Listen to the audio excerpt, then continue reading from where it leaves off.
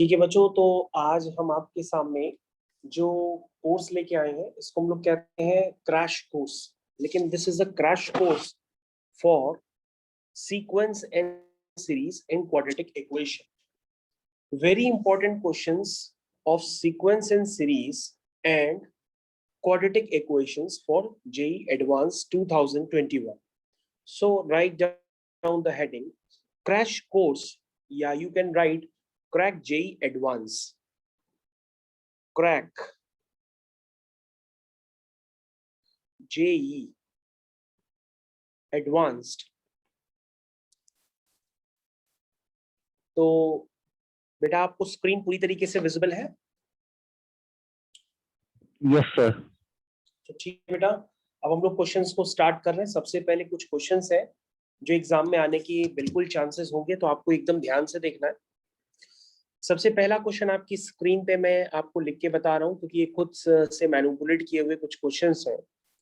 First question is let A B C be positive integer.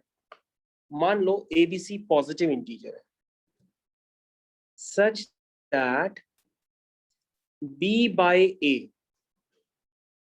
is an integer। तो बच्चों आपको ध्यान से देखना होगा कि एबीसी पॉजिटिव इंटीजर है और b बाई ए भी एक इंटीजर का काम कर रहा है। इतना डाटा देने के बाद इन्होंने डाटा जो हमने मैनिपुलेट किया है वो है if A B C are in geometric progression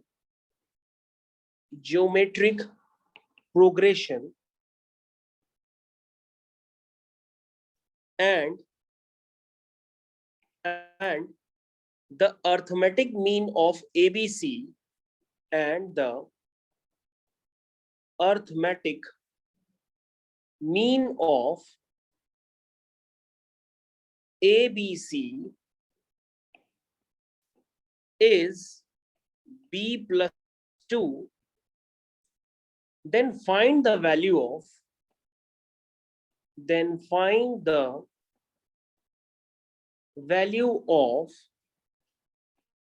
A square plus A minus 14 divided by A plus 1 is, इसकी वैल्यू आपको एवेल्युएट करनी है, इसकी वैल्यू क्या होगी। तो बच्चों वंस अगेन क्वेश्चन आपकी स्क्रीन पे दिया है, आप उसको दोबारा देख सकते हैं आराम से। क्वेश्चन में बच्चों गिवन है let A B C be positive integers such that b by a is an integer. If a b c are in geometric progression and the arithmetic mean of abc is b plus 2, then find the value of a square plus a minus 14 upon a plus 1. बच्चों question काफी easy है ये, लेकिन बस ये अपने आप से कुछ मैनिपुलेट करके बना दिया गया नया क्वेश्चन। बच्चों अगर आप सबसे पहले क्वेश्चन पे ध्यान से देखेंगे तो क्वेश्चन में क्लियर कट लिखा है कि ए बी सी क्या है, इंटीजर है, वो भी पॉजिटिव इंटीजर। और क्लियर कट गिवन है कि बी बाय ए भी एक इंटीजर है और ये भी गिवन है कि ए बी सी जीपी में है। तो बच्चों अगर ए बी सी जीपी में है तो आप इसमें बी बाय ए को क्या कहते हैं? बी बाय ए को कहते हैं कि ये जीपी का कॉमन रेशियो है। और बच्चों ये बात आपको क्लियर कट समझ में आनी चाहिए कि जो कॉमन रेशियो है इस जीपी का, जो कि बी बाय ए के इक्वल होगा, वो क्लियर कट गिवन है कि बी बाय ए भी क्या है? इंटीजर है। इसका मतलब बच्चों यहां से एक रिजल्ट निकल आया कि जो कॉमन रेशियो जो है वो क्या है? Is integer. कॉमन रेशियो आपका क्या बन गया? एक इंटीजर बन गया। ये बात आपको समझ में आनी चाहिए। अब यहां पर क्लियर कट है कि क्वेश्चन में ऐसा कुछ भी डाटा नहीं है जिसको आप कैलकुलेट या रिप्रेजेंट ना कर पाए। आपको पास पता है कि एबीसी अगर जीपी में है तो आप कह सकते हैं कि ए को आपने ए ले लिया, बी को आपने ए आर से ले लिया और सी को आपने ए आर ले लिया, जहां पर आर क्या है? Common ratio. तो बच्चों हमारे पास एबीसी की वैल्यूज तो पता ही पड़ गई क्या है in terms of common ratio. मेरे ख्याल से सभी बच्चों को समझ में आ गया होगा। And the arithmetic mean of ABC is B plus 2। कह रहा है कि जो एबीसी ज्योमेट्रिक प्रोग्रेशन फॉर्म कर रहे हैं, अगर हम उन नंबर्स का अर्थमेटिक मीन निकाले तो वो b+2 आएगा। तो बच्चों अगर दो नंबर्स होते हैं तो उनका अर्थमेटिक मीन होता है a+b/2। यहाँ पे 3 नंबर है ए बी सी, तो इनका अर्थमेटिक मीन कितना होगा, पहला नंबर प्लस दूसरा नंबर प्लस तीसरा नंबर होल डिवाइडेड बाय 3। इनका अर्थमेटिक मीन तो यही होगा। और ये अर्थमेटिक मीन किसके इक्वल होगा, b+2 के। ये हम नहीं कह रहे, क्वेश्चन में गिवन है। अब बच्चों क्वेश्चन का डाटा हमने पहले ही मैनिपुलेट कर दिया है कि ए है, बी AR है, सी AR² है upon 3 is equal to b+2। B बच्चों आपका AR है और ये होगा आपका 2। अब बच्चों आपके पास देखिए डाटा कितना सिंपल हो गया है। आपके पास फर्स्ट टर्म जो कि आपका जीपी का ए है और कॉमन रेशियो आर जो कि इंटीजर है, आपके पास उसके टर्म्स में एक इक्वेशन क्रिएट हो गई है। अब आपका काम है कि आप इस इक्वेशन को सिंप्लीफाई करिए। तो सिंप्लीफाई करने के लिए आप क्या लेंगे, क्रॉस मल्टीप्लीकेशन लेंगे। तो बच्चों आप क्रॉस मल्टीप्लीकेशन जब आप करेंगे तो आपके पास क्या निकल के आ रहा है वो जरा आप लिख लीजिए। This is a+AR plus AR² is equal to 3AR plus 6। ऐसा कुछ डाटा निकल के आ रहा है।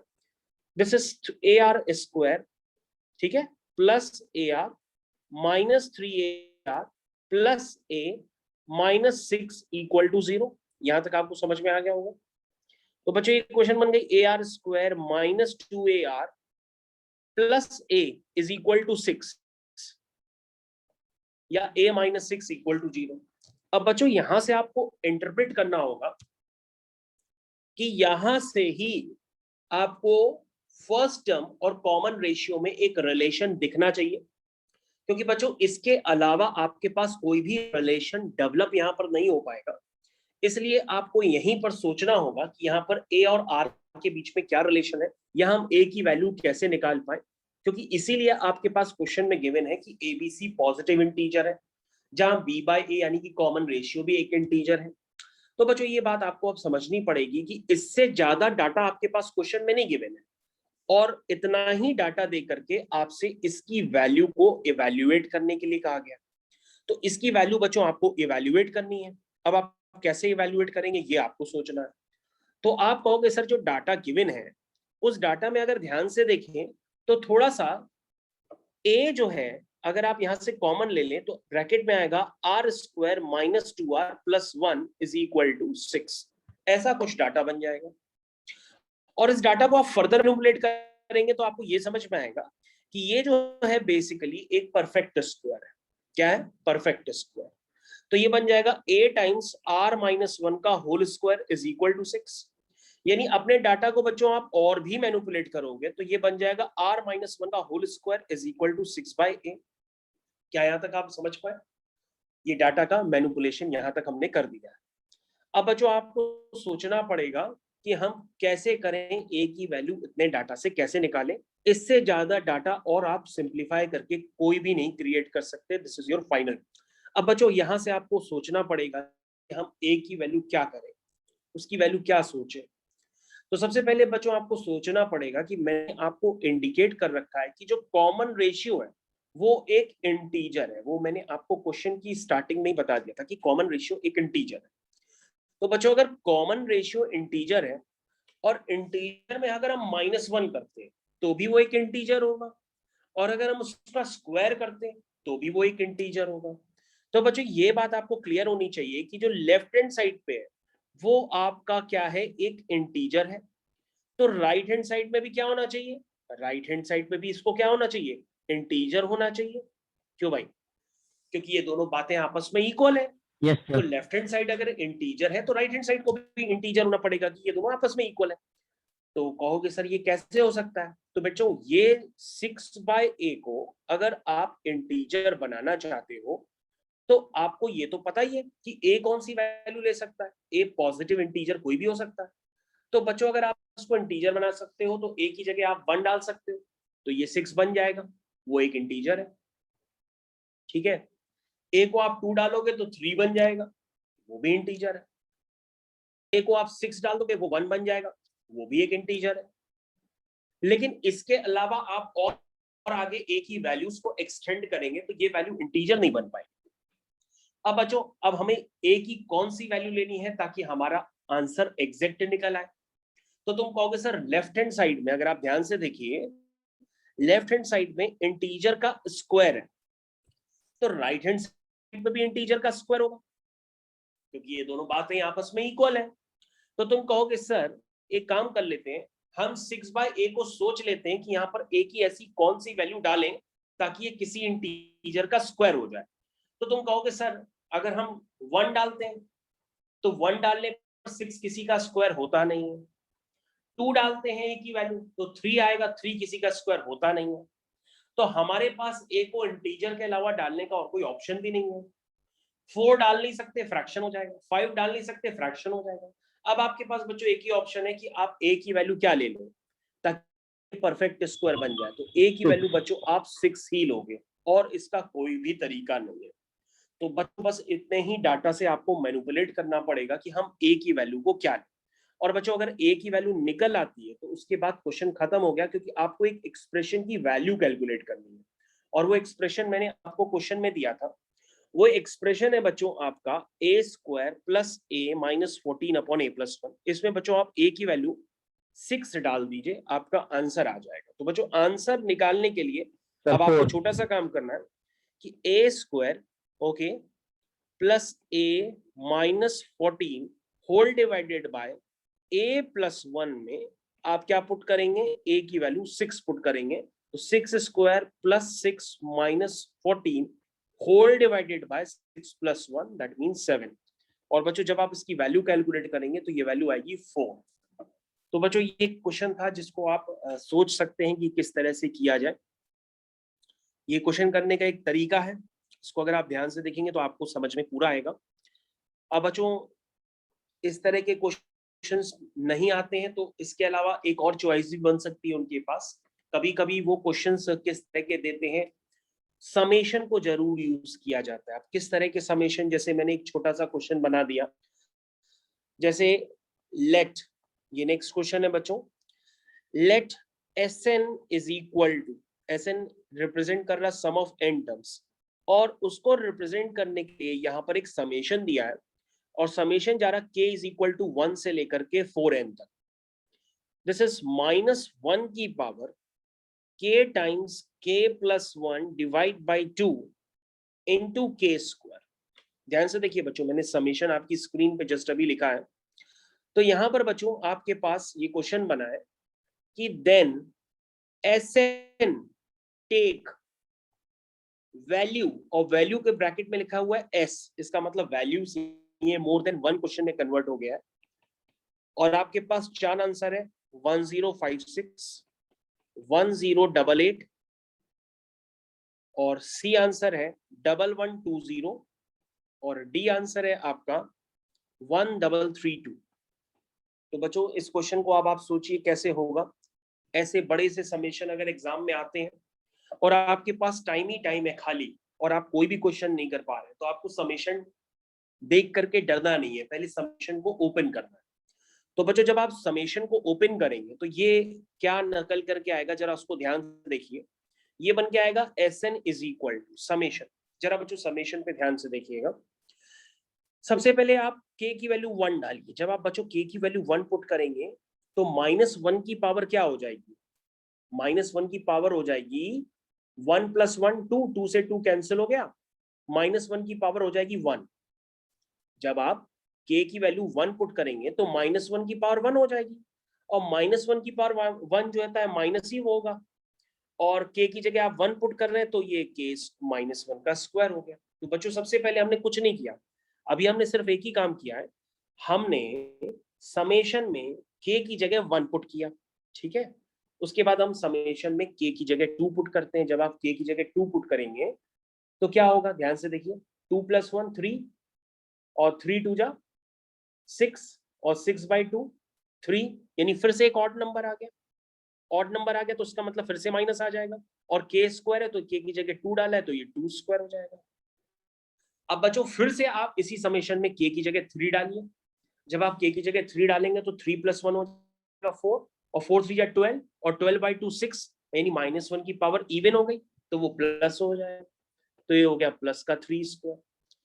फिर बच्चों आप k की जगह 1 डाल चुके, 2 डाल चुके, 3 डाल चुके, अब 4 डालिए तो 4 + 1 हो जाएगा 5 और 5 4 जा 20, 20/2 10, यानी कि पावर फिर से इवन हो गई और ये 4 का स्क्वायर हो गया क्योंकि k स्क्वायर साथ में लिखा हुआ है। ठीक, अब k की वैल्यू 5 डालिए तो 5 + 1 कितना हो जाएगा 6, 6 5 जा 30, 30/2 कितना 15, 15 कैसे हो गया ऑड नंबर हो गया, फिर से माइनस आ गया। यानी कि बच्चों अब आपको एक पैटर्न दिखेगा, पैटर्न ये दिखेगा कि दो टर्म अगर माइनस के आ रहे हैं तो दो टर्म प्लस के आ रहे हैं। अब आप पैटर्न चेक करो, आपको खुद समझ में आएगा। दो टर्म अगर माइनस के आ रहे हैं तो दो टर्म प्लस के आ रहे हैं, इसका मतलब आपको कुछ इसमें सिमेट्री दिखने लगी है। समझ में आ रहे हैं, ये इस तरह से कुछ सिमेट्री दिखने लगी। अब बच्चों हमने एसएन को तो ओपन कर लिया, लेकिन एसएन को ओपन करने पर हमारा काम इतना ही बना है कि हम एसएन को ओपन करके इसके आगे सोच नहीं पा रहे। अब क्या करना होगा, अगर इस तरह के क्वेश्चन काफी पहले एक बार एग्जाम में आया है, उसी को मैनिपुलेट करके मैंने एक और क्वेश्चन बनाया है। बच्चे आप लोग एग्जाम में खाली ही बैठे होंगे तो आपको दिमाग कहीं ना कहीं लगाना ही, तो कैसे लगाएंगे उसको सीखने की कोशिश करिए, वरना सारे बच्चे खाली ही बैठे रहते हैं ज्यादातर। तो बच्चों इसके आगे आप क्या सोच सकते हैं, मैं आपको एक पैटर्न बताता हूँ। जैसे आप इधर ध्यान दीजिएगा, ये वाला टर्म ले लीजिए और एक ये वाला टर्म ले लीजिए, ठीक है, यानी कि 3 स्क्वायर लिखना स्टार्ट करिए, -1 का स्क्वायर इस तरह से लिखिए, ठीक है, एक ब्रैकेट ये बनाइए। फिर बच्चों आप एक और पैटर्न लीजिए, एक 4 को लीजिए और एक 2 को लीजिए। ये पैटर्न जरा आप बनाते चले जाइए, आपको एक पैटर्न दिखने लगेगा। यहाँ पे क्या बना, 4 का स्क्वायर -2 का स्क्वायर। फिर बच्चों उसके आगे का एक और टर्म लीजिए, ऐसे लेते चले जाइए आप। जब आप लेंगे बच्चों तो आपको यहाँ पर एक सिमेट्री फिर से नजर आएगी। आप लेना स्टार्ट करिए।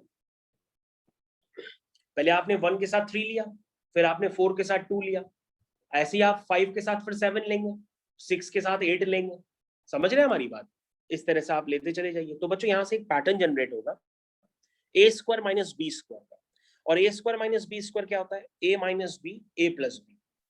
तो यानी कि जब आप 3 - 1 करेंगे तो 2 आएगा और 3 + 1 करेंगे तो 4 आएगा। तो इसका मतलब ये पैटर्न हो गया 2 × 4 का। उसी तरीके से 4 + 2 4 - 2, और 4 + 2 करेंगे तो 6 आएगा और 4 - 2 करेंगे तो 2 आएगा, यानी ये बन गया 2 × 6। उसी तरीके से बच्चों ये पैटर्न अब चलेगा, इसके आगे 2 सब में कॉमन आएगा और उसके आगे वाला आप टर्म देखेंगे तो आगे वाला टर्म आपके पास क्या होगा, 5 और 7 आपने लिया था। आगे देखिए आपने कौन सा टर्म लिया था, एक 5 लिया था और एक 7 लिया। तो 5 और 7 से क्या क्रिएट होगा, 12 क्रिएट होगा, 12। तो 2 × क्या बन जाएगा, 12 बन जाएगा। इसी तरीके से बच्चों आपने 6 लिया तो 8 लिया था, तो 8 और 6 क्या बनेगा, 2 × 14 बनेगा, तो 2 × 14 ले लिया। तो बच्चों अब आप देखिए, आपको शायद कुछ इसमें पैटर्न नजर आया, लेकिन अगर भी अभी भी आपको पैटर्न नहीं नजर आया तो मैं आपको नजर दिखाने की कोशिश करता हूँ। आप ध्यान दीजिएगा, ध्यान दीजिए बच्चों, ये 4n टर्म्स है। अभी तो आप इसमें से 2 कॉमन ले लीजिए, तो 2 कॉमन लेंगे तो 4 + 6 + 12 + 14, ये एक सीक्वेंस बनती चली जाएगी, ठीक है। अब बच्चों यहाँ पे थोड़ा सा आपको और ध्यान देना होगा कि ये जो सीक्वेंस है उसमें अगर आप 6 - 4 करते हैं तो 2 आता है, लेकिन 12 - 6 करते हैं तो 6 आता है। इसका मतलब ये कोई सीक्वेंस नहीं है, ना ही एपी का फॉर्मेशन हो रहा, ना किसी मिसलेनियस सीरीज का। लेकिन अगर आप वो बहुत ही ऑब्जर्व करेंगे ढंग से तो आपको क्या करना पड़ेगा, आप 4 के साथ 12 लीजिए, 4 के साथ 12 लीजिए, लीजिए, और इसके आगे बच्चों एक एक टर्म आप छोड़ के लीजिए, इसके आगे एक टर्म आएगा 20, इसके आगे एक टर्म आएगा 20, ठीक है। जरा आप करके देखिए तो आपको ये पैटर्न समझ में आने लगेगा। देखिए 4 12 20, और ये वाला पैटर्न कौन सा आ रहा, 6 14, और इसके आगे जो बच्चों टर्म होगा वो 22 होगा, 22, ठीक है। आप खूब सारे ब्रैकेट जब आप a square minus B square यानी ये सब अप्लाई करेंगे, लगाएंगे, तो इस तरह के टर्म्स क्रिएट होंगे। यानी फाइनली आपके पास जो बनने वाला है, एक आपने 4 लिया, फिर आपने 12 लिया, फिर आपने 20 लिया, एक तो आपके पास ये सीक्वेंस बन गया। फिर आपने क्या लिया, एक 6 लिया, एक 14 लिया, एक 22 लिया, एक आपके पास ये सीक्वेंस बन गया। अब बच्चों ध्यान से देखो, जो आपने सीरीज में 4n टर्म्स थे, उस सीरीज को आपने दो बराबर हिस्सों में ब्रेक कर दिया, तो दोनों में कौन कौन से टर्म होंगे? मेरी बात समझने की कोशिश करिएगा। पहले आप चेक करिए कि यहां तक आप समझ पाए कि नहीं। अगर यहां तक आप समझ पाए तो मैं आगे आपको बताऊं। बोलिए भाई, यहां तक समझ पाए कि मैं फिर से रिपीट करूं?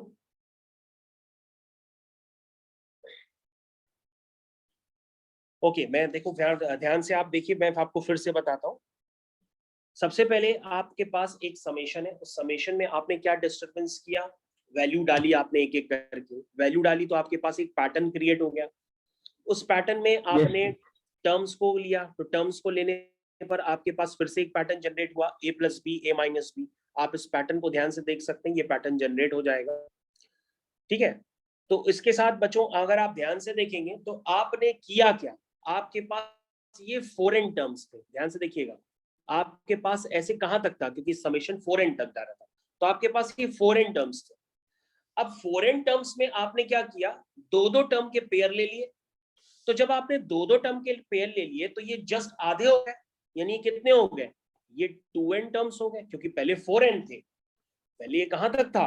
ये 4n टर्म्स तक था। लेकिन जैसे ही आपने दो दो के पेयर एक साथ लेने चालू कर दिए, तो ये क्या हो गया? ये 2n टर्म्स तक स्प्लिट हो गया। कहां तक हो गया? ये 2n टर्म्स तक हो गया। क्या हो टू गया? एन टर्म्स 2n टर्म्स तक हो गया, क्योंकि 4n से 2n हो गया, क्योंकि आपने क्या कर लिया? दो को एक कर लिया, दो को एक कर लिया, तो 4n को भी जब हम आधा करेंगे तो वो 2n हो जाएगा। ठीक है, ओके, तो यहां तक समझ में आ गया। उसके बाद आपने क्या किया? आपने इस सीक्वेंस में एक पैटर्न देखा कि अगर हम 4 6 12 डायरेक्टली ले रहे हैं तो किसी भी सीरीज का फॉर्मेशन नहीं हो रहा, लेकिन अगर हम एक एक टर्म छोड़ करके ले रहे हैं तो हमारे पास एक सीक्वेंस का फॉर्मेशन हो रहा है। तो थे तो ये टोटल 2n टर्म्स, थे तो ये टोटल 2n टर्म्स, लेकिन अगर हम इनको फर्दर n और n टर्म्स में ब्रेक कर देते हैं, आप ध्यान से देखिएगा, मैं आपको फिर से समझा रहा हूं। ये 2n टर्म्स तक था, आपने क्या किया? आपने इसको दो सीरीज में फिर ब्रेक कर दिया, तो ये n टर्म्स तक हो गया, ये भी n टर्म्स तक हो गया, क्योंकि n और n 2n टर्म्स हो गया। आपने दो हाफ हाफ सीरीज में ब्रेक कर दिया। ब्रेक क्यों किया? ताकि आपको एक पैटर्न मिल जाए। तो बच्चों अभी देखो यहाँ पर एक पैटर्न मिल गया है, क्योंकि आपके पास जो रिजल्टेंट सीक्वेंस बन के आई है ये एपी में है, और एपी के एन टर्म्स का सम आप जानते हैं, this is n by 2, 2a 2 into 4 8 plus n minus 1 into D. D आपका कितना है? 12 माइनस 4, दैट मीन्स 8। ये आ गया। उसी तरीके से बच्चों ये भी एक सीक्वेंस एपी का ही काम कर रहा है। अगर आप ध्यान से देखेंगे तो इसका सम होगा n बाई 2, 2a यानी 2 6 12 plus n minus 1 into D. तो 14 माइनस 6 कितना हुआ? 8। ये हो, ठीक है। अब बच्चों आपको करना क्या है? इसको सिंप्लीफाई करना है। आप इसको अपनी कॉपी में सिंप्लीफाई करेंगे तो आपको दिखाई देगा कि 2 से 2 ये टर्म कैंसिल हो गया। आप भले कैंसिल करिए अपने आप से कि ये 2 से 2 टर्म कैंसिल हो गया, ये भी कैंसिल हो गया, ये 8n माइनस 8 हो गया, तो 8 से 8 कैंसिल हो गया, सिर्फ 8n बचा। और 8n इंटू n कितना हो गया? ये हो गया 8n स्क्वायर। अब आप दूसरे वाले से देखिए क्या आया है, ये आया 12 प्लस 8n माइनस 8। ठीक है, और बाहर क्या है? एक n है, तो 8n इंटू n हो जाएगा 8n स्क्वायर, और जो आपके पास 12 माइनस 8 बचेगा वो 4 होगा, और बाहर के n से मल्टीप्लाई होकर के वो 4n हो जाएगा। इसका मतलब बच्चों ये बन गया overall 16n square plus 4n, ये बन गया। और ये आपका Sn आया है बच्चों, ध्यान से देखिएगा, Sn। इसको बच्चों आप फर्दर अगर सिंप्लीफाई करेंगे तो ये बन जाएगा 4n टाइम्स 4n प्लस 1, ये बन जाएगा। तो बच्चों आपका फाइनली जो Sn है वो तो आपने सिंप्लीफाई करके निकाल लिया, जिसको मैं फर्दर हाईलाइट कर रहा हूं। This is 4n times 4n plus 1। ये आपका बच्चों क्या है? ये आपका Sn है। ठीक है, इस Sn को आप पहचानो, और Sn को पहचान करके आपको सिर्फ एक छोटा सा काम करना है अब, कि आपको अपने आंसर्स को चेक करना है कि Sn कौन कौन सी वैल्यूज ले सकता है। तो आपको ABCD में से चेक करना है। तो बच्चों आप अपना आंसर चेक करने के लिए, अगर आप यहां पर जैसे n की वैल्यू आप 8 ले लो, तो n की वैल्यू आप 8 लोगे तो ये क्या बन जाएगा? ये बन जाएगा 32 इंटू 33, और 32 इंटू 33 क्या होता है? ये होता है 1056। अपने ऑप्शन में देखो 1056 है, कहोगे यस सर 1056 है, यानी आपका आंसर ए पार्ट हो सकता है।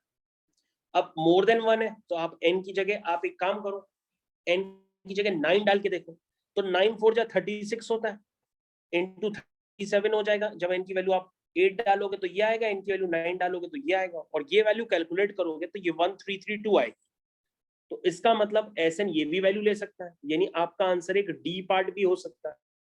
तो इसके अलावा कोई भी आंसर आपका मैच करेगा नहीं। इस तरह से ये क्वेश्चन आपका फिनिश हो जाएगा। तो बच्चों ये क्वेश्चन आपको समझ में आना चाहिए। This is a more than 1 वाले क्वेश्चन में आता है ये। और समेशन वाले क्वेश्चन देख करके बच्चे नहीं करते हैं, खाली बैठे रहेंगे, छोड़ देंगे। और बच्चों मैं आपको बताऊं, फिजिक्स का क्वेश्चन तो इससे भी टफ होगा। फिजिक्स का जो क्वेश्चन आएगा एग्जाम में बच्चों, वो इससे भी टफ होगा। तो आपको तो ध्यान देना होगा कि आप क्वेश्चन करें कैसे। ठीक है, क्या समझ में आ गया बेटा? Yes sir. ओके, तो बेटा अगले क्वेश्चन के लिए अब आप तैयारी करिए। अगला क्वेश्चन मैं आपको देने जा रहा हूँ। Ready for the next question. तो बच्चों आप अगले क्वेश्चन के लिए रेडी हो जाइए। अगला क्वेश्चन आपकी स्क्रीन पे आ रहा है, जल्दी। तो ready for the next question. Yes sir. Okay, तो बच्चों अगला क्वेश्चन जो है वो भी इसी टाइप का कुछ हमने क्वेश्चन क्रिएट किया हुआ है, तो उसको भी देख करके बच्चे खाली बैठे रहते हैं। फिजिक्स का पेपर बच्चों उससे भी टफ होगा। तो बच्चों आप कोशिश करिए कि आप मैथ्स और केमिस्ट्री से ज्यादा स्कोर करने की कोशिश करें, क्योंकि फिजिक्स आपने पता नहीं कितनी लगाई है, लेकिन तभी बच्चों को फिजिक्स का पेपर अमूमन टफ ही लगता है। तो बच्चों नेक्स्ट क्वेश्चन आपकी स्क्रीन पे है। Question is let S N is equal to, ध्यान से देखिए सभी बच्चे, अगला क्वेश्चन आपकी स्क्रीन पे चल रहा है। क्वेश्चन है let S N is equal to, मैं फिर से आपको समेशन वाला ही क्वेश्चन दे रहा हूं। समेशन के इक्वल टू 1 से जा रहा है एन तक। This is N upon N square plus K N plus K square. ध्यान से देखिए, एस एन जो है वो जा रहा है के इक्वल टू 1 से लेकर के एन तक, और वैल्यू है N upon N square plus K N plus K square. और बच्चों आपके पास एक और समेशन दिया है, लेकिन वो nth टर्म का दिया है।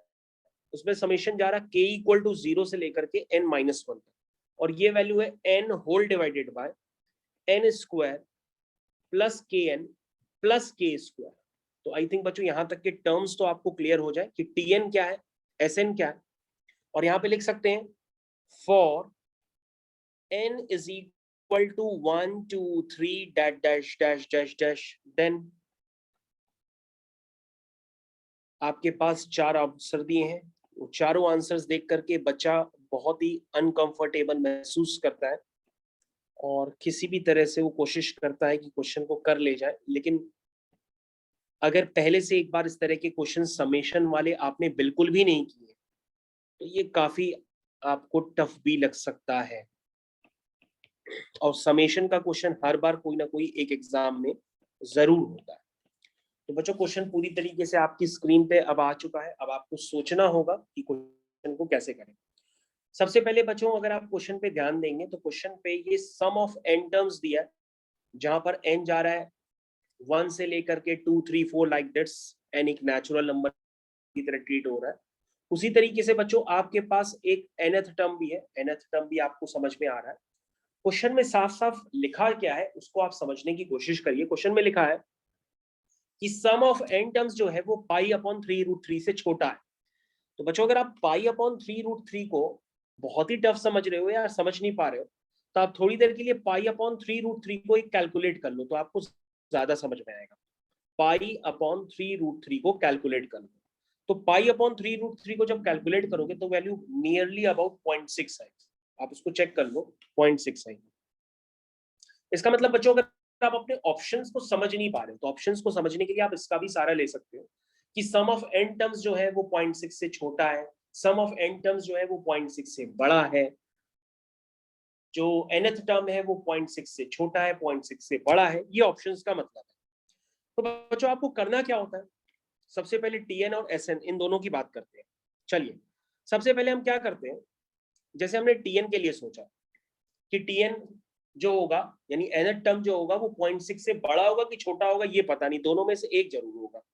ठीक है, तो हमने क्या किया, हमने सबसे पहले T1 को कंसिडर किया, क्योंकि अगर हमें Tn पता है तो हम उसमें n की जगह 1 डाल करके T1 तो निकाल ही सकते हैं।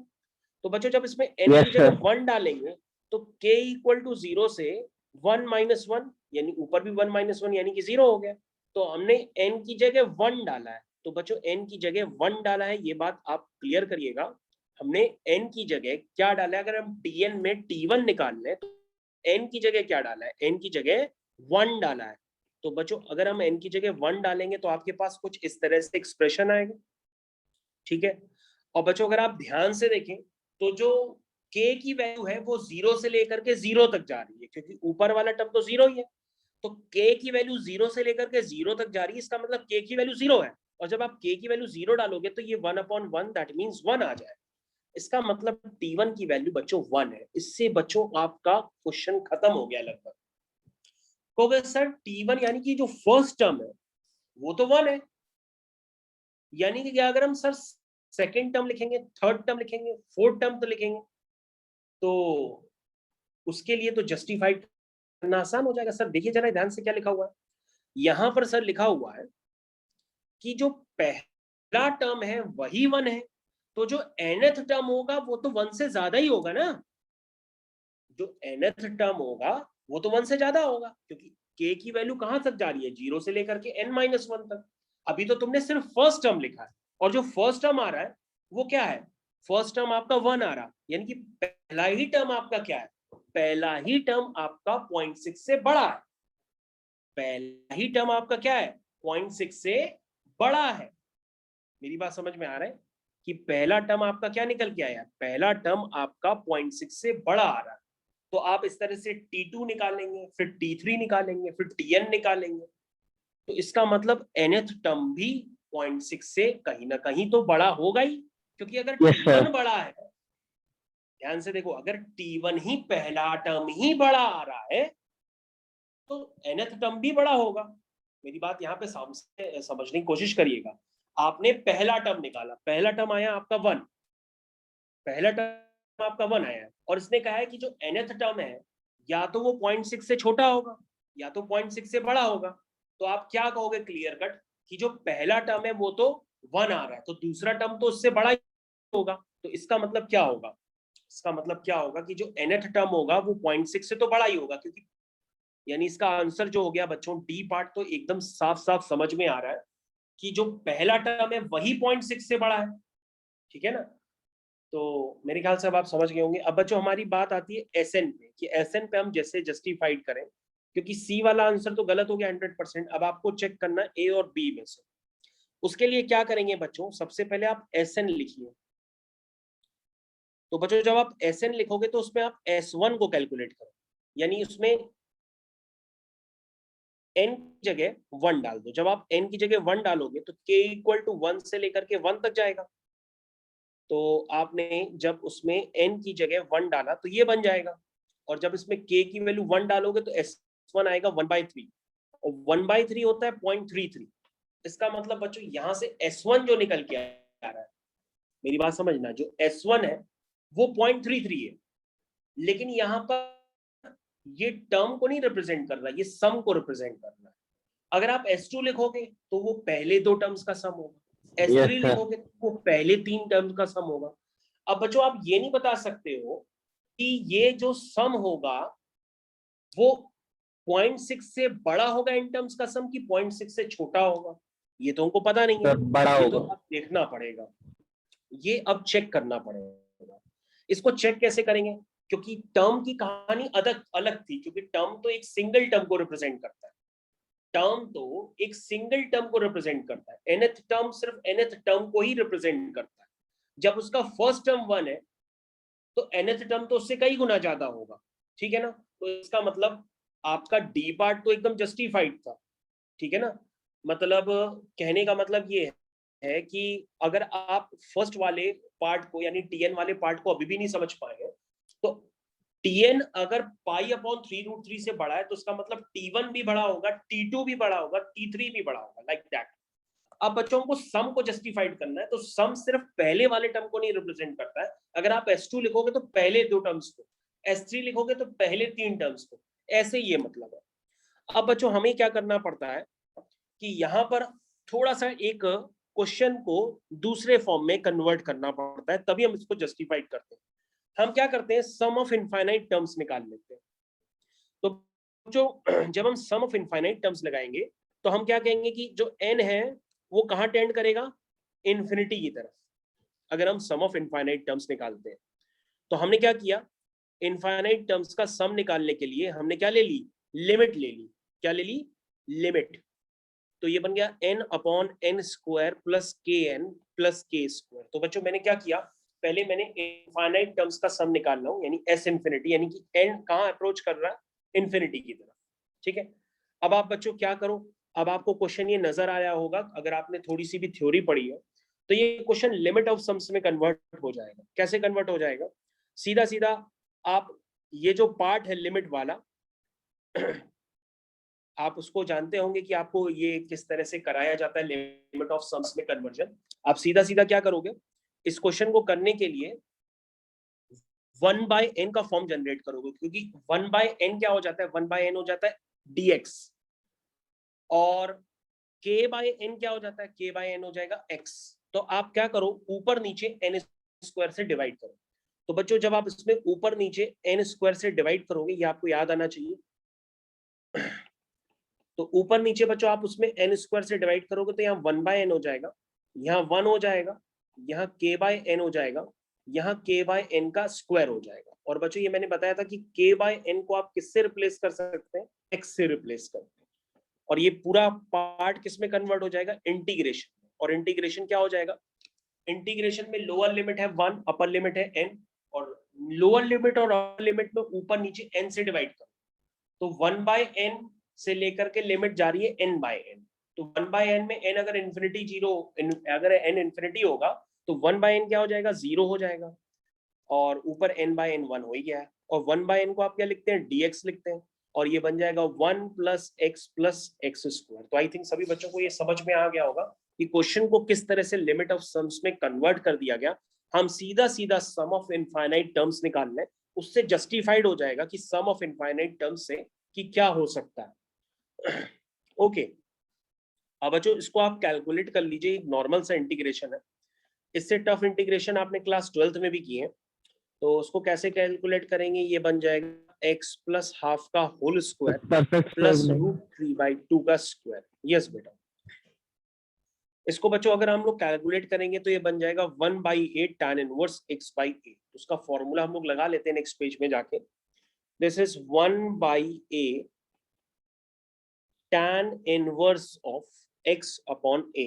x की जगह है x plus half, upon a की जगह है √3/2। तो इस पे लिमिट चढ़ेगी 0 से 1, क्योंकि लिमिट ऑफ सम्स के सारे क्वेश्चन में ही लिमिट ज्यादातर 0 से 1 ही होती है, क्योंकि n हमेशा ही इन्फिनिटी की तरफ टेंड करता है उसमें, तभी लिमिट ऑफ सम्स को इंट्रोड्यूस किया जाता है। अब बच्चों ये बन गया है, इसको सिंप्लीफाई कर लीजिए। दिस इज, जब इसमें आप अपर लिमिट डालेंगे लोअर लिमिट डालेंगे तो ये बन जाएगा tan inverse √3 minus tan inverse 1/√3, ऐसा कुछ बनेगा। आप अपर लिमिट और लोअर लिमिट डाल के एक बार चेक कर लीजिए। ठीक है, ऐसा बनेगा। तो ये बन गया 2√3, और ये बन गया π/3, और ये बन गया π/6। तो बच्चों ये वैल्यू जब आप इसको सिंप्लीफाई और भी करेंगे तो ये वैल्यू बन जाएगी सिंप्लीफाई होकर के π/3√3। तो बच्चों इसको हम लोग मैजिक कह सकते हैं कि आपको वही वाला एक्सप्रेशन, यानी कि जो π/3√3 जैसे टर्म्स है वो आपको वैसे ही चारों तरफ नजर भी आ रहे थे, और वैसा टर्म यहाँ पे जनरेट हो गया। यानी कि बच्चों सम ऑफ जो इनफाइनाइट टर्म्स है, sum of infinite terms, sum of infinite terms आपने अभी निकाला है वो आ रहा है 0.6। सम ऑफ इनफाइनाइट टर्म्स आ रहा है 0.6। इसका मतलब सम ऑफ एन टर्म्स जो होगा वो लेसर देन इन्फिनिटी होगा, क्योंकि इन्फिनिटी तो सम ऑफ एन टर्म्स के बाद ही आता है।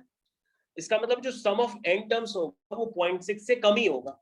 तो इसका मतलब सम ऑफ एन टर्म्स π/3√3 से कम ही होगा। तो इसका आंसर क्या हो गया बच्चों, इसका आंसर हो गया डी पार्ट और ए पार्ट।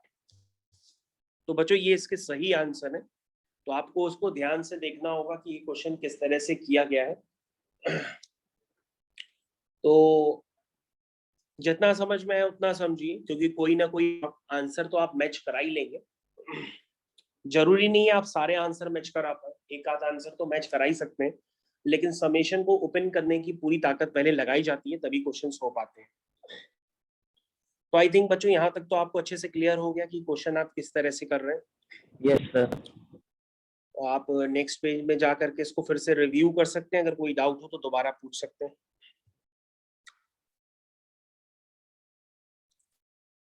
तो बच्चों अब हम लोग नेक्स्ट क्वेश्चन पे आ रहे हैं। नेक्स्ट क्वेश्चन है बेसिकली क्वाड्रेटिक इक्वेशंस का। तो क्वाड्रेटिक इक्वेशंस में कभी कभी पैसेज भी आ जाते हैं, कभी कभी क्वेश्चंस भी आ सकते हैं। तो सबसे पहले हम लोग पैसेज करके देखते हैं, या क्वेश्चन से ही स्टार्ट कर लेते हैं पहले। तो बच्चों अगला क्वेश्चन आपकी स्क्रीन पे आ रहा है। क्वेश्चन है बच्चों, हो सकता है आपने किया भी हो, क्योंकि ज्यादातर बुक्स में तो क्वेश्चन दिया ही है, लेकिन एग्जाम में आता रहता है ये वाला क्वेश्चन। ठीक है, क्वेश्चन है बच्चों, let A and B be the roots of equation है बच्चों x square minus 10cx minus 11d equal to 0। ठीक है, ध्यान से देखिए, एंड ध्यान से देखिएगा, मैंने क्वेश्चन लिखा दिया। मैंने क्वेश्चन में लिखा है कि आपके पास एक इक्वेशन है, उसके रूट्स हैं a एंड b, समझ में आया, and those of x square minus 10ax minus 11b equal to 0 are C and D. Question की लैंग्वेज एग्जाम में बहुत ही अजीब लिखी हुई थी, मैं आपको क्लियर कर दे रहा हूं। पहली इक्वेशन के दो रूट्स हैं a और b, और दूसरी इक्वेशन के दो रूट्स हैं c और d, और आपसे पूछा जा रहा है then find the value of a plus b plus c plus d when a is not equal to b is not equal to c is not equal to d is। तो बच्चों आपको value calculate करनी है a plus B plus C plus D की। Question आपकी screen पे हो गया, आपको पूरा क्लियर कट समझ में आ रहा है। तो आदित्य क्वेश्चन समझ में आया बेटा क्या है? Yes sir. तो पहली इक्वेशन है, इसके दो रूट्स हैं a और b, दूसरी इक्वेशन है इसके दो रूट्स हैं c और d। अब आपको निकालना है a plus B plus C plus D. Question बहुत ही ईजी है, लेकिन बस वही चीज है कि हम लोग कितने अच्छे से कर पाते हैं। सबसे पहले हम लोग नंबर ऑफ पॉसिबल इक्वेशंस बनाते हैं। सबसे पहले बच्चों हम लोग यहाँ पर क्या करते हैं कि सम ऑफ रूट्स और प्रोडक्ट ऑफ रूट्स तो हर कोई लिख लेता है, लेकिन ये हर कोई लिखना भूल जाता है कि वो जो रूट्स हैं वो उस इक्वेशन को भी सेटिस्फाई करते हैं, वो आप जरूर लिखिएगा। यानी बच्चों आपकी जो फर्स्ट इक्वेशन है वो है x square minus 10cx minus 11d equal to 0। तो उसके रूट्स हैं बच्चों a और b, के रूट्स हैं a b। तो बच्चों सम ऑफ रूट्स क्या हुआ? सम ऑफ रूट्स हुआ माइनस b बाई a, यानी कि 10c, और प्रोडक्ट ऑफ रूट्स कितना? हेलो यस बेटा। सर, आपकी आवाज कब आने लगी अचानक? अब आ रही है आवाज? हाँ हाँ, ये सर अब आ गई। ठीक है, तो बच्चों अब आपके पास सम ऑफ रूट्स हो गया, प्रोडक्ट ऑफ रूट्स हो गया। प्रोडक्ट ऑफ रूट्स है माइनस 11d, और बच्चों इसके अलावा आप क्या जानते हो कि a और b इस इक्वेशन के रूट्स हैं, तो उसको सेटिस्फाई भी करेंगे, तो आप सेटिस्फाई भी करा सकते हो। ये बनेगा a square minus 10ca minus 11d equal to 0। b भी इस इक्वेशन का रूट है, तो उसको सेटिस्फाई करेगा, तो ये बनेगा b square minus 10cb minus 11d equal to 0। तो यहाँ तक सभी बच्चों को क्लियर हो गया होगा कि क्वेश्चन को करने का क्या तरीका है। तो सबसे पहले अभी तक हम लोगों ने कुछ नहीं किया, जो आप लोग जानते हैं स्टैंडर्ड्स, उन्हीं स्टैंडर्ड्स को यूज किया है। अब हम यही सेम स्टैंडर्ड किसके लिए यूज करेंगे? यही सेम स्टैंडर्ड आप यूज करेंगे दूसरी इक्वेशन। तो दूसरी इक्वेशन क्या है बच्चों? दूसरी इक्वेशन है x square minus 10ax minus 11b equal to 0।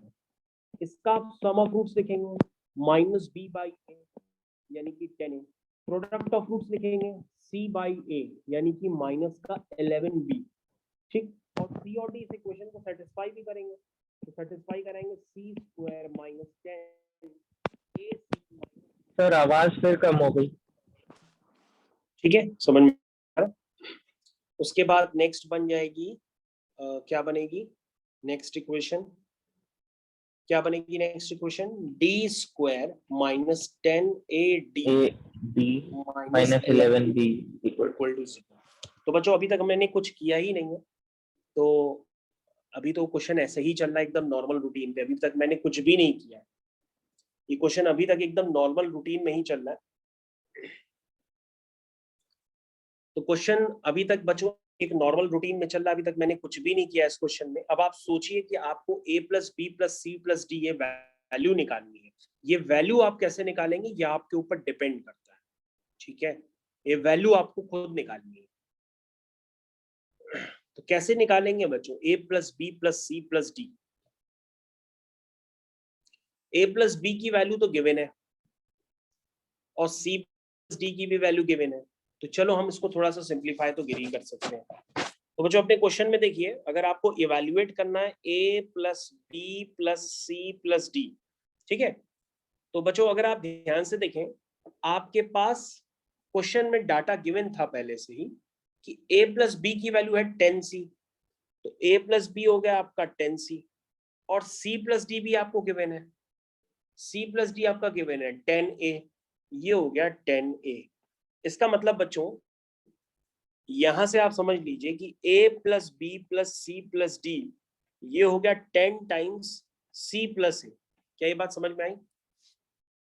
और बच्चों अगर आप इसको और भी सिंप्लीफाई कर ले तो ये बन जाएगा b plus d is equal to 9 times c plus A.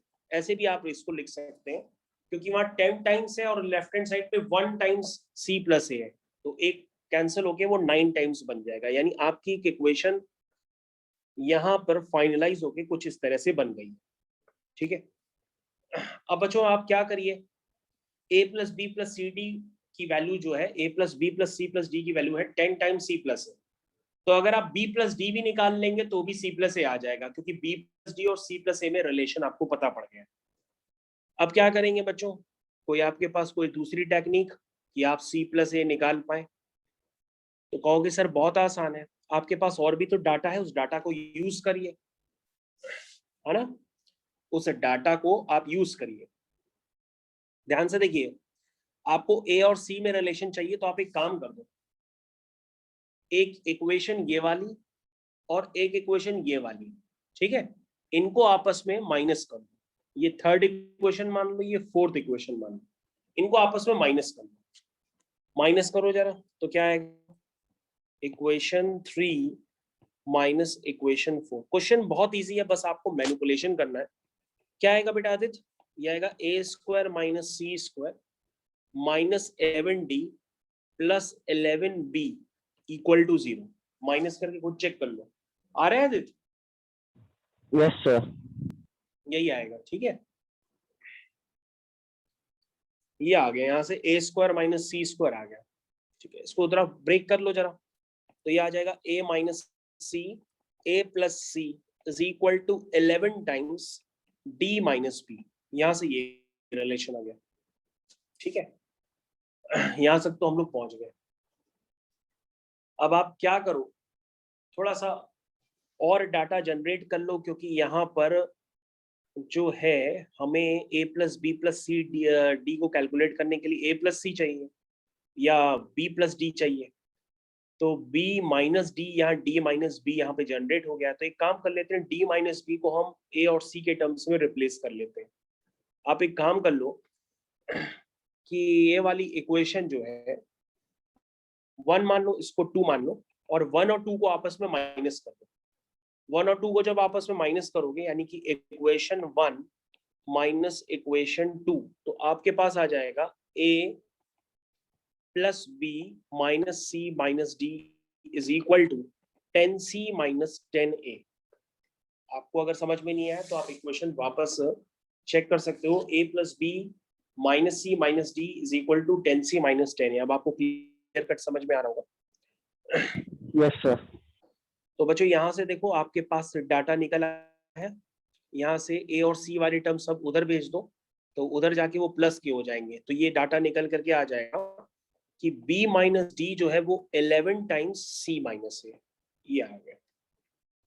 b minus D जो है वो 11 टाइम्स c माइनस है, और दोनों तरफ अगर आप माइनस कॉमन ले लोगे तो आ जाएगा d minus b is equal to 11 times a minus c. इसको बच्चों आप इस तरह से भी लिख सकते हो, क्योंकि ठीक है।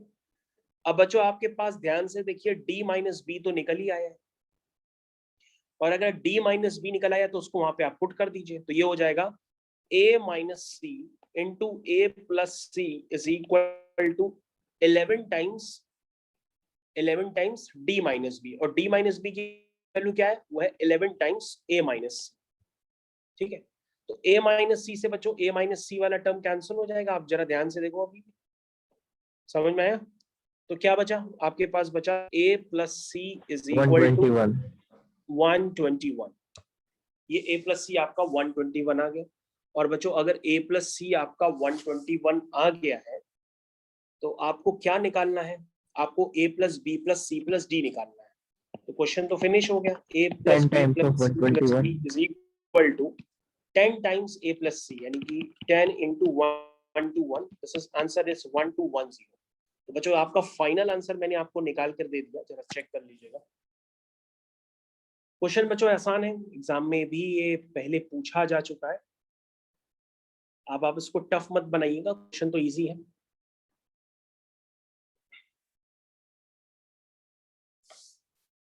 तो सभी बच्चों को ये क्वेश्चन क्लियर हो गया होगा अच्छी तरीके से। तो बच्चों हम लोग दूसरे क्वेश्चन की तरफ भी मूव करते हैं। Ready for the next question.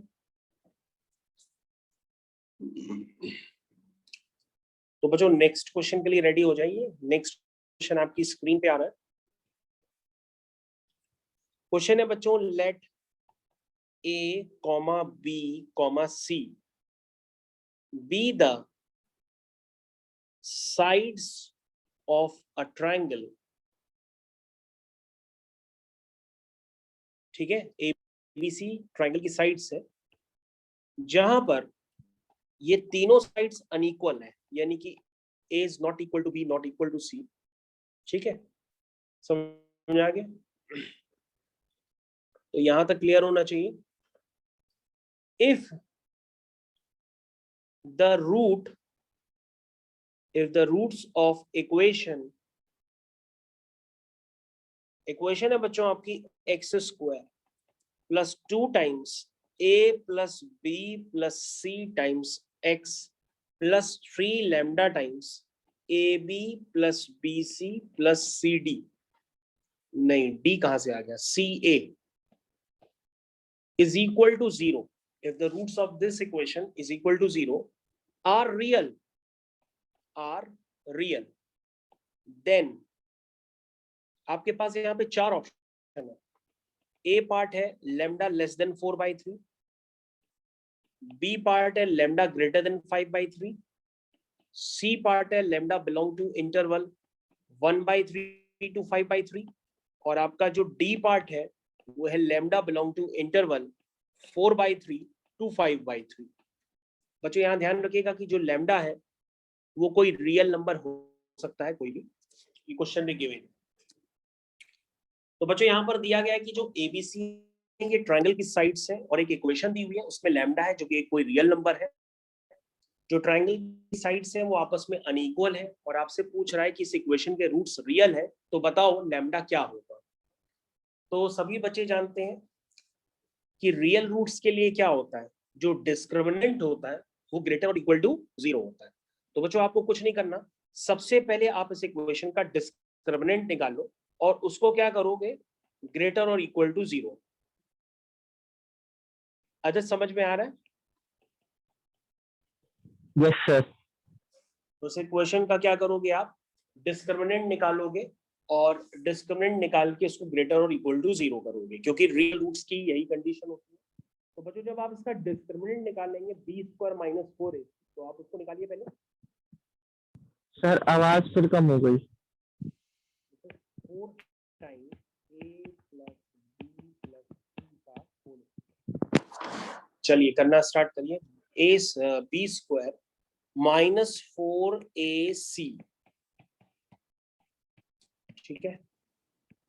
Screen पे देखिए ध्यान से, स्क्रीन पे सॉल्व हो रहा है।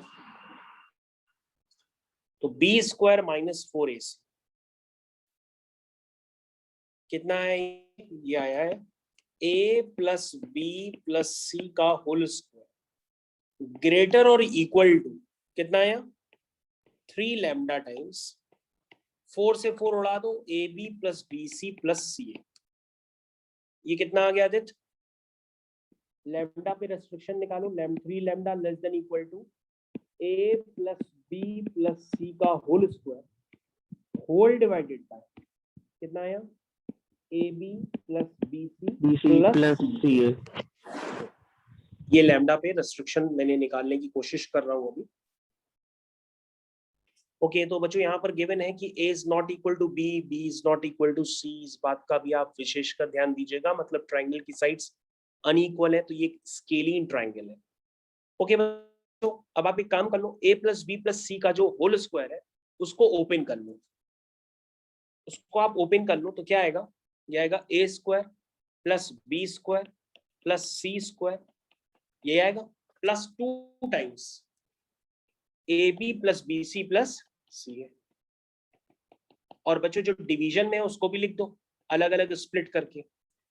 ये भी तो है A B plus B C plus C है, A B plus B C plus C है। तो बच्चों ये वाला टर्म तो दिख रहा है कैंसिल होते हुए, इसमें तो कोई डाउट है नहीं। यानी 3 लैम्डा जो है वो लेस देन इक्वल टू क्या निकल के आ रहा? निकल के आ रहा A square plus B square plus C square whole divided by A B plus B C plus C A plus 2। यहां तक तो समझ में आ गया? Yes sir. अब बच्चों यहाँ पर अब आपको सोचना होगा कि हम ऐसा क्या करें कि हमारा आंसर निकल आए। यानी हमें सारा बात डिपेंड कर रही है इस एक्सप्रेशन की। इस एक्सप्रेशन की मेरे को वैल्यू चाहिए कि इसकी लीस्ट वैल्यू क्या हो सकती है। इस एक्सप्रेशन की हमें वैल्यू चाहिए। तो इस एक्सप्रेशन की वैल्यू बच्चों ये जब आपको जेईई मेंस की प्रिपरेशन कराई जाती है तो स्टार्टिंग का सबसे पहला क्वेश्चन होता है इस एक्सप्रेशन की आप वैल्यू निकालते हो कहाँ से कहाँ तक लाई करती है। अगर आपको नहीं पता है तो मैं उसका एक तरीका आपको बता देता हूँ। सबसे पहले बच्चों आप लिखो कॉस ए क्या होता है? Law of cosines, B square plus C square minus A square, जानते हो कि नहीं? अपॉन 2bc ये होता है, ठीक है। Yes sir. कॉस बी भी आप जानते हो, कॉस बी क्या होगा? C square plus A square minus B square upon 2ac good. ये हो गया A square plus B square minus C square upon 2ab। और जो कॉस होता है बेटा वो हमेशा क्या होता है? 1 से छोटा होता है, लेस देन इक्वल टू 1। ये वैल्यू हमेशा 1 से छोटी होगी क्योंकि किसी भी नंबर का कॉस जो होता है -1 से 1 के बीच में लाई करता है, मतलब लेस देन इक्वल टू 1 तो होएगा ही होगा। ये बात समझ में आनी चाहिए। तो बच्चों हम इसको क्रॉस मल्टीप्लाई करके कह सकते हैं कि B square plus C square minus A square less than equal to 2bc। इसको हम कह सकते हैं C square plus A square minus B square less than equal to 2ca। इसको हम कह सकते हैं A square plus B square minus C square less than equal to 2ab। और अगर हम इनको आपस में कंबाइन करेंगे तो आपके पास कुछ डाटा निकल के आएगा। इन सबको आपस में ऐड कर दीजिए आप, इन सबको आपस में ऐड कर दीजिए आप, तो आपके पास आएगा A square plus B square plus C square less than equal to 2 times A B plus B C plus C A. इसका मतलब ये वैल्यू जो निकल के आएगी आएगी A square plus B square plus C square upon A B plus B C plus सी ए। ये क्या आएगा? लेस देन इक्वल टू 2 निकल के आएगा। क्या निकल के आएगा? लेस देन इक्वल टू 2 निकल के आएगा। समझ में आया? ये value less than equal to 2 निकल के आ गई है। इसका मतलब बच्चों अब आप ध्यान से देखिए, आपका जो ओरिजिनल क्वेश्चन था, ओरिजिनल क्वेश्चन कहां पर है? ये आपका ओरिजिनल क्वेश्चन था, इसमें आपको यही वैल्यू तो चाहिए थी, अब जो वैल्यू आप निकाल चुके हैं उसको प्लेस कर दीजिए, यानी ये क्या निकल के आ गया, ये आ गया 3 lambda less than is less than equal to 4। 2+2, ये हो जाएगा 2+2, इसका मतलब lambda less than equal to 4/3। तो बच्चों ये इसका आंसर आ गया, lambda less than equal to 4/3। तो उन्होंने इक्वल का साइन नहीं लगाया, लेकिन इसका ए पार्ट है और कोई भी पार्ट नहीं होगा। तो बच्चों आपको ये पता होना चाहिए कि क्वेश्चन को करने का क्या तरीका है, कैसे हम लोग क्वेश्चन कर रहे हैं।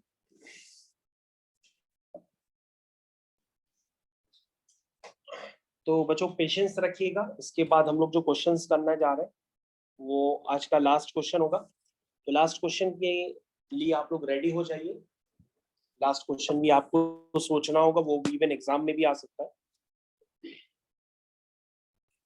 चलिए next question, ready for next question. The question is let, आपका जो थीटा है वो लाई करता है -π/6 से -π/12। Suppose α1 and β1 are roots of equation x² minus 2x sec theta plus 1 is equal to 0, and α2 and β2 are roots of equation x² plus 2x tan theta minus 1 is equal to 0। अब आपके पास एक special condition given है, if α1 is greater than β1 and α2 is greater than β2, then α1 plus β2, then α1 plus β2 ये किसके equal होगा? आपके पास 4 answer दिए। पहला आंसर है 2 times sec theta minus tan theta, दूसरा आंसर है 2 sec थीटा, दूसरा आंसर है 2 sec थीटा, मैं दोबारा लिख देता हूं, तीसरा आंसर है -2 tan थीटा, और चौथा आंसर है 0। तो बच्चों आप क्वेश्चन को रिव्यू करिए और कोई दिक्कत हो तो आप दोबारा पूछ सकते हैं। क्वेश्चन समझ में आया आदित्य मैंने क्या लिखा है? मैंने आपको क्लियर कट Yes, बता sir. दिया कि जो थीटा है आपका वो -30 डिग्री यानी कि नेगेटिव है। इसका मतलब थीटा ये आपका कौन सा क्वाड्रेंट है? बच्चों आपको ये समझ में आना चाहिए कि ये आपका 4th क्वाड्रेंट है, क्योंकि थीटा जो है वो -π/6 से -π/12, दैट मींस 4th क्वाड्रेंट में है थीटा। और बच्चों आपके पास इक्वेशन भी है क्वाड्रेटिक इक्वेशन, तो क्वाड्रेटिक इक्वेशन का क्वाड्रेटिक इक्वेशन है आपके पास x² minus 2x sec theta plus 1 is equal to 0। इसके रूट्स का जिक्र किया गया है। इसके रूट्स हैं अल्फा और बीटा, ठीक है, ध्यान से देखिए। इसके रूट्स हैं α1 और β1, और दूसरी इक्वेशन के α2 और β2। तो बच्चों जब आप इसका सम ऑफ रूट्स और प्रोडक्ट ऑफ रूट्स निकालोगे तो उससे आपका अल्फा बीटा नहीं निकलेगा। तो आप एक काम कर लो, यहाँ पे धराचार्य का फॉर्मूला लगा लो, तो ये होगा -b plus minus √b² - 4ac upon 2a। ये वाला फॉर्मूला आप लगा लीजिए जरा, 4 ये sec फॉर्मूला आप theta लोग लगा। minus 4 तो on ये 2। वैल्यू, यस बेटा, तो ये वैल्यू सिंप्लीफाई होकर के आएगी, this is 2 sir sec 2 theta चला जाएगा पूरे कुछ। sec square theta 1 plus tan square theta वो कैंसिल कर देगा, और रूट के अंदर tan स्क्वायर थीटा होगा, तो बाहर आके मॉड ऑफ tan थीटा होगा होल डिवाइडेड बाय, तो बस यहाँ से x की वैल्यू जो फाइनली निकल के आई है सर आवाज नहीं आ रही। Plus mod of. तो बच्चों आपके पास sec theta plus minus mod of tan theta ये वैल्यू निकल के आई है। तो बच्चों अब आपको ये सोचना होगा कि हम यहाँ पर अल्फा और बीटा किसको माने, तो प्लस वाले साइन को अल्फा माने कि माइनस वाले साइन को अल्फा माने, प्लस वाले साइन को बीटा माने कि माइनस वाले साइन को बीटा माने। तो बच्चों आप यहाँ पे देख सकते हैं कि क्वेश्चन में आपके पास एक रिलेशन गिवन है। इस रिलेशन पे सभी बच्चे जरा ध्यान देंगे कि अल्फा 1 बड़ा है बीटा 1 से और अल्फा 2 बड़ा है बीटा 2 से। तो अभी हम फिलहाल फर्स्ट इक्वेशन पे, तो अल्फा 1 की वैल्यू बीटा 1 से बड़ी है। तो आदित्य आप बता सकते हो, क्योंकि जो थीटा है आपका फोर्थ क्वाड्रेंट में, अगर थीटा आपका फोर्थ क्वाड्रेंट में है तो हम क्या लें, अल्फा 1 और बीटा 1। अल्फा 1 जो होगा आदित्य वो माइनस साइन वाला होगा, अब आप चेक कर लो। और जो बीटा 1 होगा वो प्लस साइन वाला होगा। ऐसा क्यों? ऐसा इसलिए क्योंकि यहाँ पे क्वेश्चन में गिवन है, क्या गिवन है कि अल्फा 1 बड़ा है बीटा 1 से। इसको ध्यान रखते हुए मैंने ये यूज किया है। बोलो समझ में आया? Yes sir. कहोगे सर ऐसा इसलिए क्योंकि जो टेन थीटा जो मॉड है ना वो नेगेटिव साइन से खुलेगा। क्यों खुलेगा भाई? टेन थीटा का जो सर मॉड फोर्थ होगा, क्वाड्रेंट में है ना? हाँ फोर्थ क्वाड्रेंट में है। यस, फोर्थ क्वाड्रेंट में है। तो फोर्थ क्वाड्रेंट में टेन थीटा का मॉड नेगेटिव साइन से ओपन होगा।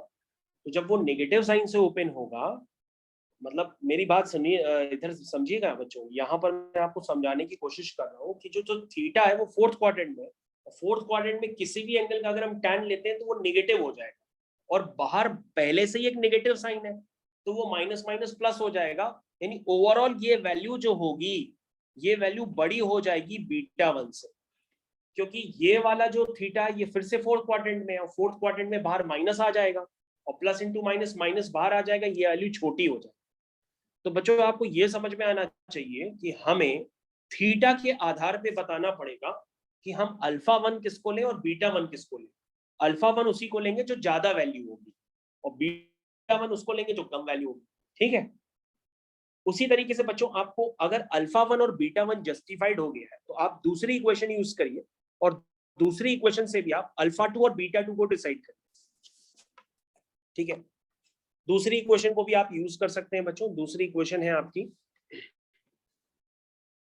This is x square plus 2x tan theta minus 1 equal to 0।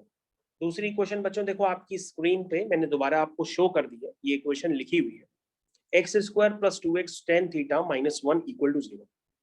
तो बच्चों यहाँ पे भी आप धराचार्य का फॉर्मूला लगा दीजिए, तो क्या आएगा? ये आएगा x is equal to minus B plus minus B square minus 4ac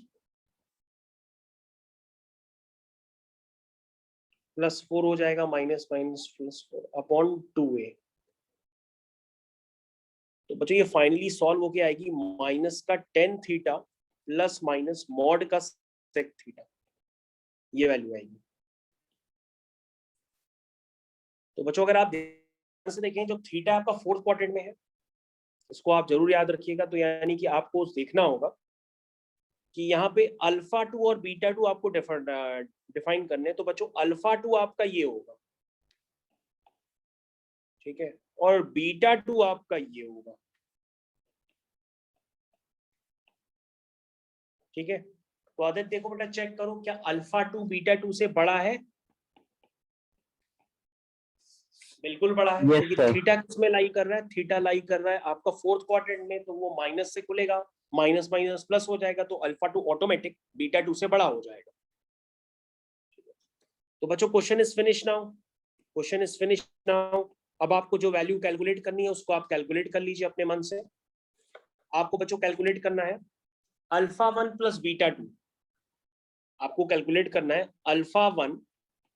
alpha 1 बच्चों आपका है ये, अभी आपने जस्ट नीचे निकाला है, देखिए ये आपका अल्फा 1, और बीटा 2 भी आपने जस्ट अभी निकाला, दिस इज माइनस का टेन थीटा माइनस का सेक थीटा।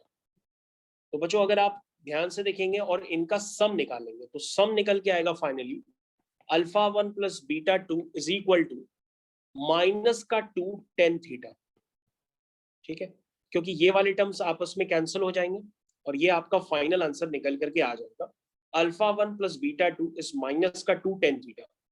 तो माइनस का 2 टेन थीटा है, तो इसका आंसर क्या हो जाएगा? सी पार्ट। आंसर इसका सी पार्ट है।